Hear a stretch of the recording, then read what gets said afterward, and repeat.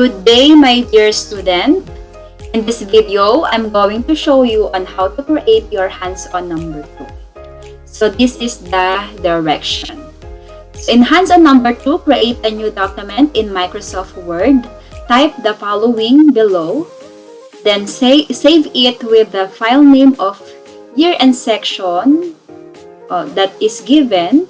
_1Q stands for first quarter, _H2, which is hands-on 2, and your given surname. And submit it in your Google Classroom. So these are the words that we are going to type in MS Word. So I will read it first.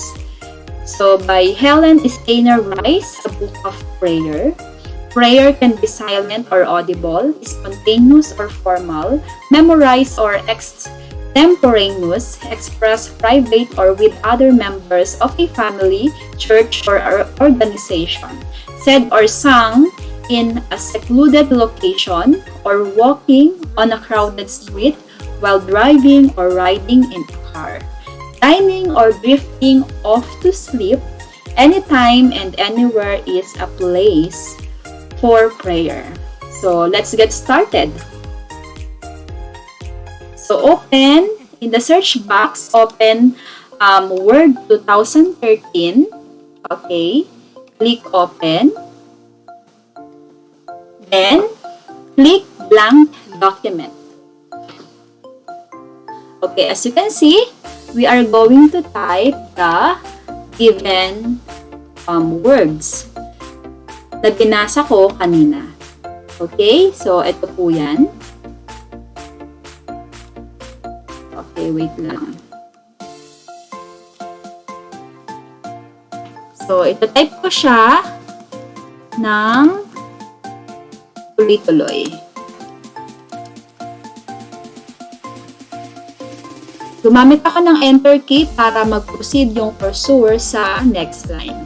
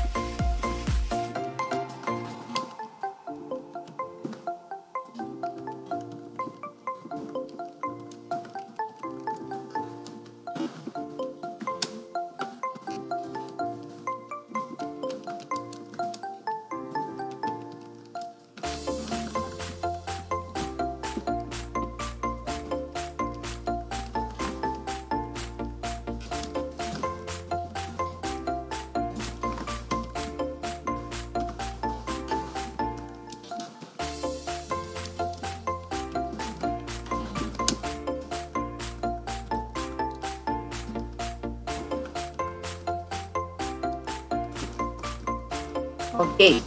So, tapos ko na siyang i-type. As you can see, sa pag-type natin sa ating document, hindi natin may iwasan na magkaroon ng wrong spelling. So, makikita natin kung ito ay wrong spelling kapag ang word ay meron siyang red underline. So, isa-isahin natin ito.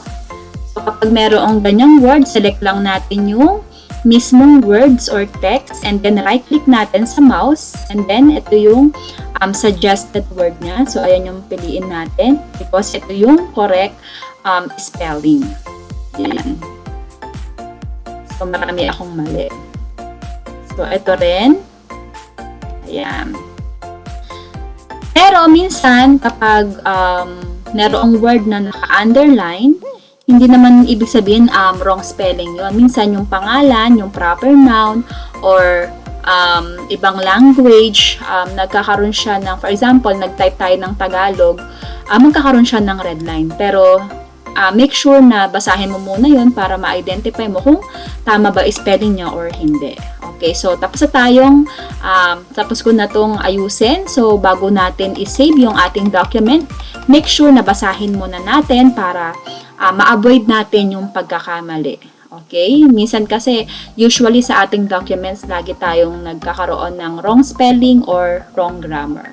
Okay, so prayer can be silent or audible, spontaneous or formal, memorized or extemporaneous, expressed private or with other members of a family, church, or organization, said or sung in a secluded location or walking on a crowded street, while driving or riding in a car, dining or drifting off to sleep. Anytime and anywhere is a place for prayer. Helen Steiner Rice, A Book of Prayer. So, lalaki ko lang tong letter A.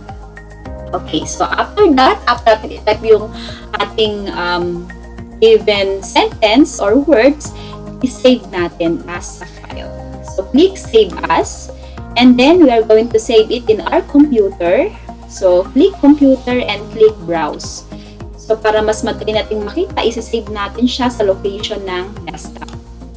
Okay, and then follow the given name, file name. So, which is year and section. For example, 8A ako. So, 1Q_H2, which is hands-on number 2. Yan. And then, your given surname. So, my surname is Fortinero. And then, click Save. Okay. So, as you can see on the title bar, nabago na yung kanyang pangalan. And then, close it.